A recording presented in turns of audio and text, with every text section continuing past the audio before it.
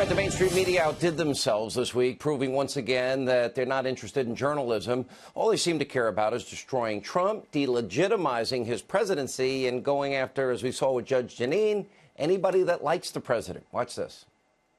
Can we still call President Trump the leader of the free world? Can we still call him the leader of the United States? It's just as serious to me as the Cuban Missile Crisis in terms of an attack or the 9/11 attack. His performance today will live in infamy as much as the Pearl Harbor attack or Kristallnacht. When do we see almost a shadow government come out and say, we cannot side with the government, whether it's the cabinet or the Senate? Trump has been a problem, as I say, and now I feel it's a crisis of real urgency. And I'm not sure what we can do except try to contain him in various ways. The definition it meets is the first word of the impeachment article in the Constitution, which is treason, bribery, and high crimes of misdemeanors. You had a one-word reaction to what you saw yesterday. Treason. Treason, yeah. All right, here with reaction, author of the brand new book. It's out this week. The Briefing Politics, the press and the president, former White House press secretary Sean Spicer. You know, look, you live this every day for a while. And I told you at the time, I don't know why you do that job. I think Sarah Sanders, I said the same thing to her. And I did see her briefly in Helsinki. One particular case, all of the meddling and interference happened under Obama. Uranium One happened under Obama. Crimea, Ukraine happened under Obama. The Syria red line happened under Obama. And I'm looking at this and I'm like, they've lost all sense of any objectivity. What do you think it is? Well, I think clearly they have a problem. They thought that Hillary Clinton was going to win the election. They were wrong. And now they will refuse to give President Trump the credit he deserves in each of the areas, whether it's the economic policy, foreign policy, or what have you. No matter how good the president does, no matter how he reshapes the judiciary, deregulates the regulatory state, it's never good enough. There's always a problem. I talk about this extensively in the book, how we face that headwind on every single issue, no matter what we did. And it started throughout the campaign, and it started on day one.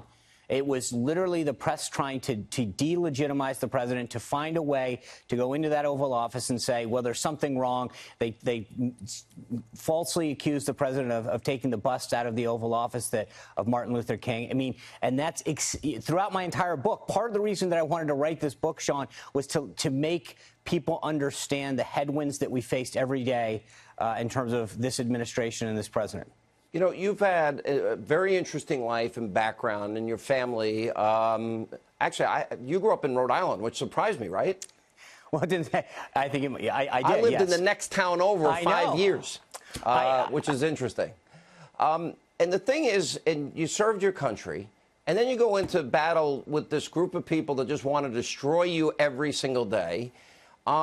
What do you take out of it? What do you learn? I know what doesn't kill us makes us stronger, and I can give you every cliche, but you still live it. Well, I think, number one, you're right. It makes us stronger. It makes us better and better conservatives, in my case. I think that you have to refine your argument. You have to be stronger and smarter and constantly thinking. Because you're right. They come at you with everything that they have, and the more successful that you the more success that you may have, the stronger they're going to come at you. And you've seen that time and time again. No matter what we've done on the conservative side, they're going to come after us in general. And this president, I think every one of the studies, whether it's Harvard, Pew, the Media Research Center, every single one of them, the preponderance of coverage is highly negative. The press should go after politicians and government officials. It should seek the truth. But 90% of the time doesn't make sense.